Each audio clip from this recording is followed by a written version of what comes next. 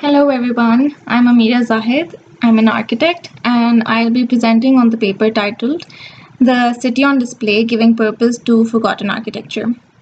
So, in this paper, my main aim is to use modern forms of technology to try and save historic architectural structures from being lost to the present context of any city. But since I've lived in the same city my entire life, it seems quite appropriate to use it as the case study for this project. Lahore is a city known for its multicultural history. From the arrival of the Mughals to the invasions of the Sikhs, the colonial rule, and the partition, Lahore has experienced it all. Although most architecture from these times is still present, the city seems to be at a loss of historical experiences. I believe there are two major reasons for this. Number one is the transformation of context. With time, the city has moved further away from its origin. It has developed new infrastructure to fulfill the needs of the people. With this, we see the context around old architecture evolve to cater to the new city. These are pictures of Chaburji. It is known to once have been a gateway into a garden. Today, it has been displaced as a mere object in a context which is completely alien to it. Number two is the forgotten story of the structure. So the history of any structure gives it its story. Forgetting the story means the structure itself will soon be forgotten. This here is the Griffin Institute. It has been left abandoned since a while now. It was once a prestigious British club converted into a sports academy after the partition, but now it is used as a storage space for a wedding company next door. The history of a city reminds us of its roots. Lahore is a great witness of all that we've endured as a nation. Here, Akhtar Abbas compares Lahore to an old relative's face, where the wrinkles and scars are a sign of a strong character. A character I believe needs to be cherished. This is the Shahi Hammam, conserved fairly recently. It is considered as a successful conservation project. And while the historic experiences here have been altered, the spirit of the building has been saved through conservation. Around the world, conservation processes are helping architecture survive through decades for multiple generations to see. Machu Picchu is one of the many sites that have been declared as a World Heritage Site by the United Nations. The laws that protect Machu Picchu legally have made it able for it to survive in the present times as well. These are the ruins of Dansk, which have been integrated with the metal structure and been opened up for public, giving it monumental importance and saving it for future generations. This here is the brick elevator, built to connect a medieval Spanish old town to a modern urban town in Gironella. Before this, the old town was almost completely depopulated, but the elevator connected the old with the new and saved the old. So presently, digital technologies have also been aiding many conservation processes. EDM technologies like theodolites and total stations are used for precisions in 3D and 2D drawings. Although they're required to be operated physically, the time of documentation is greatly reduced.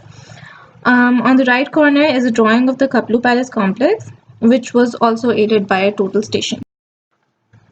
3D technologies like 3D scanners and printers are also very common nowadays. They're helping designers and conservators explore more options both digitally and physically. Projection mapping is another form of modern technology, the one that I intend to use for this project. This is a form of media architecture through which the facade of a building is used as a surface for projections. It is commonly used for three purposes: aesthetic uplifting, sending a message, and advertising. This here is an example of projection mapping done for the Vivid Sydney Festival. The Ken Puri building has slept through the night like many others, but through this project it was brought back to life at night. This gained much attention of the public. And so for my project I aim to do something similar. To answer why I'm using this medium is because it doesn't require any physical construction or uplifting. The resources it needs are very minimal: an electricity supply, projectors, softwares, and computers. And the funding that we use for one single site of conservation can be used for multiple sites at the same time when using this medium. Above all, It is a much faster process and reaps results quicker. Projection mapping may not conserve historical experiences physically, but it does prove useful in getting the message across to the public.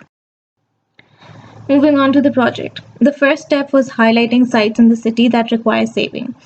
And because my resources were limited, I projected on large scale models of actual buildings and not the building itself. For this presentation, I chose one site, the Park Tea House. It started off in 1939 as India Tea House, but after the partition of subcontinent, the name changed. In its prime, this tea house was a sanctuary for literaries and intellectuals who became huge names in India and Pakistan. It was shut down for 13 years and turned into shops of tires and cloth before reopening in 2013. All the character it once held is lost today as it tries to hold itself up in the present context of the city. It is merely anything but a wall with a famous name, a name that today's generation doesn't seem to recognize, which is why I chose the site. So basically, there will be three total projections on this. The first will be the history of the building, the second, a tribute to Sadiq Khan, who was a famous artist and a regular at this tea house. Third is a tribute to Manto, another regular who is one of the best Urdu writers of Pakistan's history. So, this is my projection of history. The projection is also trying to emphasize the emotions of the building throughout its lifetime.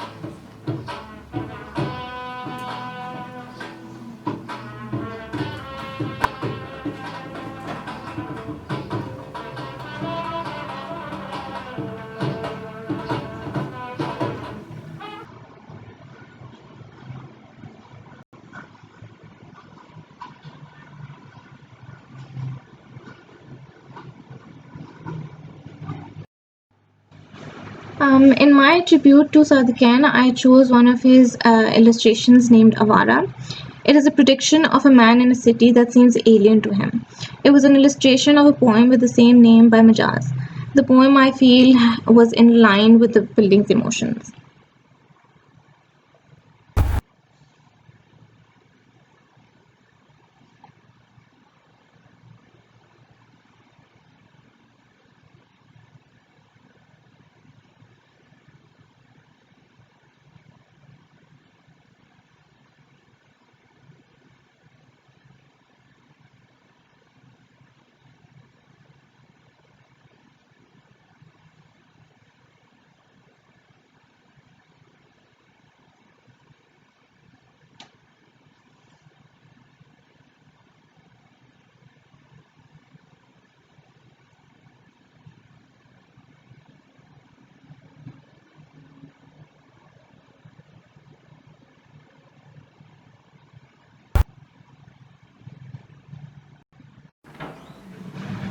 In my last projection, I'm giving a tribute to Manto through an animation of his short story called Toba Tek Singh.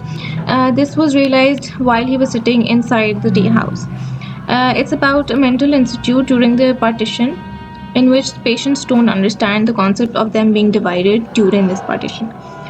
The main character decides he doesn't want to leave his country and keeps walking on the border in opposition. He eventually passes away on no man's land.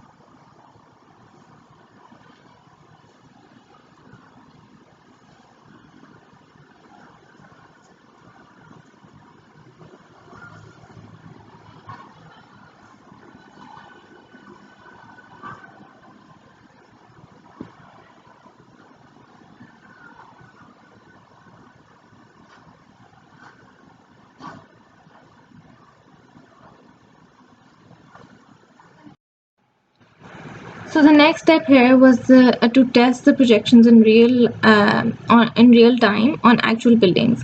And since Bhakti House is a small two-storied building, the projection was successfully done with one projector. Here is a video of that.